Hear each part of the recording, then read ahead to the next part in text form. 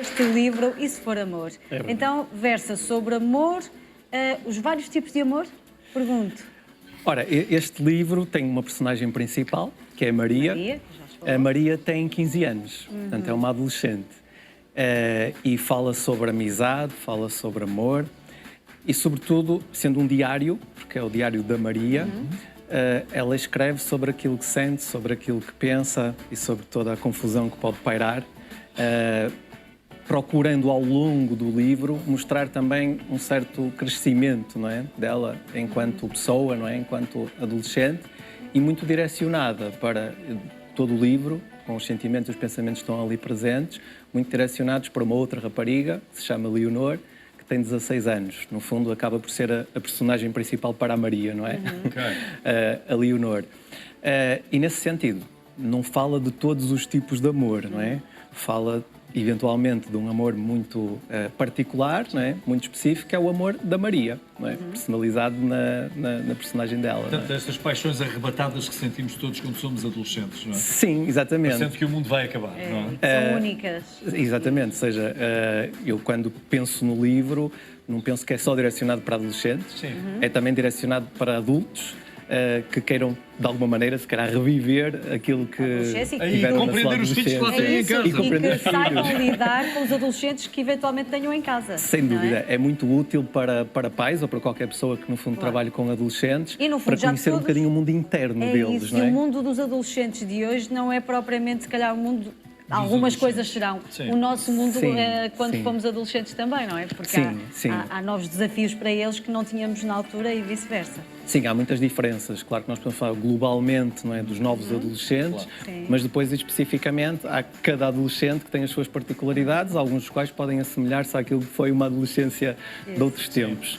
E a Maria tem as suas particularidades e a ideia é essa, mergulhar um bocadinho no mundo dela, dos seus pensamentos mais difíceis, mais densos, e do que se passa um bocadinho à volta, embora o livro se foque muito no que se passa dentro da Maria e não tanto o que se passa fora, digamos. A Maria é mais uma adolescente e podíamos aqui alargar o espectro e olhar para todos numa visão de helicóptero e percebermos que é normal eles sentirem-se confusos com os seus sentimentos, não é? É normalíssimo. Até dizer que é desejável, não é? Se nos adultos acontece, imagine-se nos Exatamente, é mesmo isso. Ou seja, estão ali numa fase de grandes mudanças, onde imensas dúvidas acabam por surgir, e é bastante saudável haver essas dúvidas, porque as dúvidas permitem-nos refletir sobre as coisas, duvidar daquilo que podem ser coisas que os outros nos dizem, não é? Que é o certo, que é o correto, e nós tendo alguma capacidade crítica, sozinhos ou com outras pessoas, não é? Podemos mergulhar sobre essas dúvidas, porque quando temos dúvida, o que é que nós queremos? Queremos esclarecer-nos, não é? Queremos procurar retirar essas dúvidas. Vamos ter sempre dúvidas e é bom que assim aconteça, porque é isso que nos permite aprender, não é? A aprendizagem é isso mesmo, é? A partir das dúvidas nós vamos aprender. Por isso é normalíssimo terem dúvidas, apesar de os pais ou outras pessoas, não é? Muitas vezes criticarem essas mesmas dúvidas. Era aí que agora eu ia chegar. Qual é o papel da família, portanto, dos pais e dos amigos também nessa gestão sentimental? Certo. Pode ter um papel muito positivo ou um papel muito negativo, não é? Portanto, o papel positivo é quando os pais acolhem os sentimentos que ali estão, não vulgarizam aqueles sentimentos. Isso é só um namorico, por exemplo, não é? Ou isso é a idade, permitem-me usar este termo, a idade da parvalheira, como costumam dizer muitas vezes. E tudo isto é estar a ridicularizar uma fase muito importante e a pessoa, não é? O adolescente que ali está. Então, se existe este discurso, eles vão se sentir ali um bocadinho rejeitados, um bocadinho à parte. E podem viver muito sozinhos, não é? A adolescência, o que não é muito bom. Ou viver fora de casa com os amigos. Exatamente, certo. E por isso, a ideia é que os pais consigam ser bastante acolhedores e perceberem que aquele mundo é perfeitamente válido, aquilo que estão a viver é bastante válido e devem procurar conhecer, não é?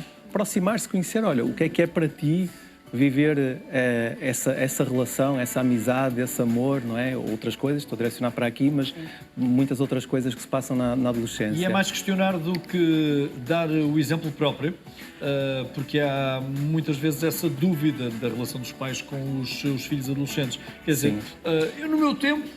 Mas foi no teu tempo, não é? Exatamente. Eu acho que as duas coisas são importantes, não é? Ou seja, é bom também os pais transportarem aquilo que viveram enquanto adolescentes. Pode ser útil, mas não assumirem que aquilo que viveram é exatamente aquilo que os filhos vão viver. Ou têm que viver. Ou que têm de viver. Exatamente. Sim, e daí têm de questionar. E impor, não é? Portanto, e daí têm de questionar, têm de conhecer quem são os filhos. Eles próprios também se estão a conhecer, não é? Claro. E os pais também têm que ajudar nesse processo. Ouvi-los, e ouvi-los, sobretudo a escutá-los, não é? Sem dúvida, aquilo que eles têm para dizer, para partilhar. O facto de os adolescentes escreverem, alguns escrevem, outros não, Sim. Isso é benéfico? Neste caso, a Maria tem um diário. É benéfico? Sim, é benéfico. Eu sou suspeito porque eu adoro escrever, não é? É uma paixão, mas na minha prática clínica, na intervenção psicológica, eu apelo muito à escrita.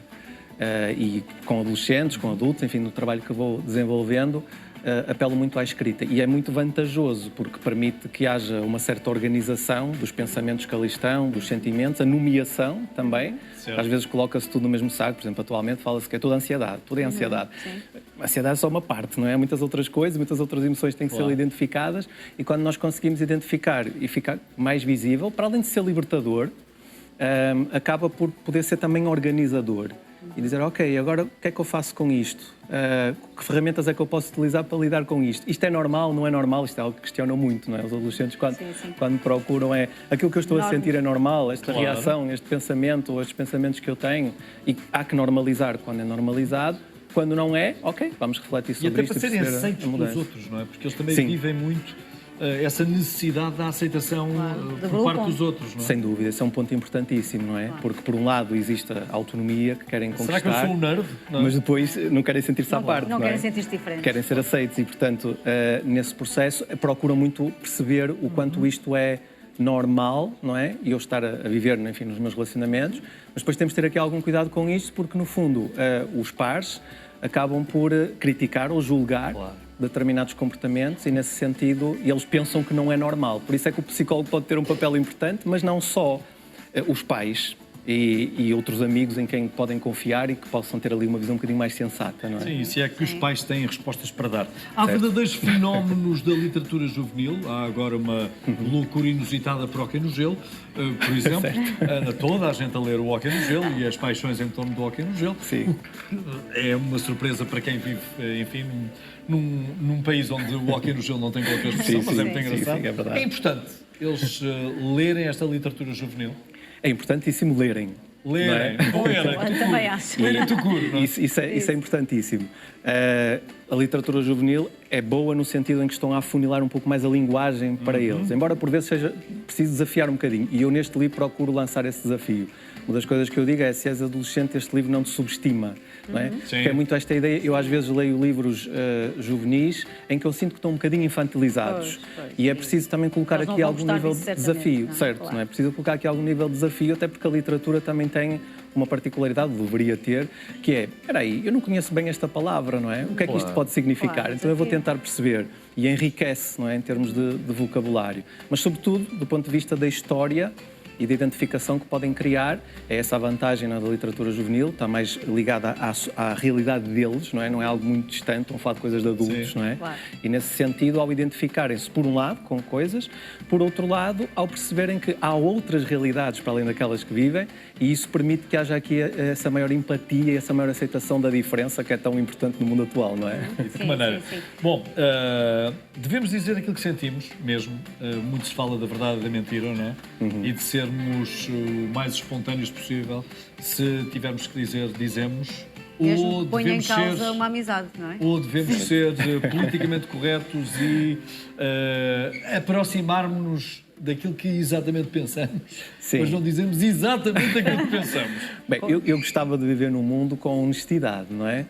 Portanto, sermos sinceros, sermos honestos, é preferível. Só que nós temos de ser realistas, não é? Temos de ser realistas. Claro que devemos procurar ser assertivos e trabalho muito isso também nos processos, as pessoas procurem ser assertivas. Agora, temos de ter algum cuidado, como é óbvio, porque realisticamente há pessoas que temos de ter algumas cautelas e se nós partilharmos algumas coisas, dissermos algumas coisas, podem ser usadas contra nós e colocamos ali numa situação altamente vulnerável. Por isso é que temos de ser bastante seletivos em alguns relacionamentos que temos para partilharmos com algumas pessoas algumas coisas e outras não. Às vezes partilham só com o psicólogo, às vezes partilham só com os pais ou só com o melhor amigo e está tudo certo, desde que partilhem. Porque viverem dentro deles próprios com as dúvidas, não é? Com as confusões, com sentimentos mais intensos, não é bom, é prejudicial. E eu sei que no mundo atual fala-se muito do eu, não é? E centramos-nos em nós, mas isso é um perigo para o nosso desenvolvimento pessoal, para a nossa saúde mental. E temos de perceber que precisamos de espaços para partilhar com alguém, seja o psicólogo, sejam amigos, familiares ou um diário, não é? Também. O livro é novo, é do Tiago Sabalão e está aqui também a ser apresentado. E se for amor, tens uma apresentação para breve? Sim, amanhã. Amanhã? Amanhã, num restaurante de comida saudável que se chama Aliás, em Irmesinde, ao lado do antigo cinema, quem conhecer aquela zona. E às 4 horas vou ter 2 convidados especiais. Por um lado, a perspectiva de uma psicóloga, a Ana Isabel Teixeira, psicóloga e terapeuta de casal. Por outro lado, a perspectiva de um escritor, que é o João Costa. E vão estar comigo amanhã para falar sobre o livro, com muitas surpresas à mistura. Da tarde, não é? Das 4 às 5h30, já estou a ver aqui o cartaz. E se for amor, assim se chama o título disto. Só uma notinha, para além da manhã, dia 8 de julho, também vou estar na Feira do Livro Valongo, às 21 horas, numa outra apresentação. Muito obrigado, Tiago. Obrigado. Vindo à praça, regresso à praça, não é? Sim. Muito obrigado. E voltamos a esta...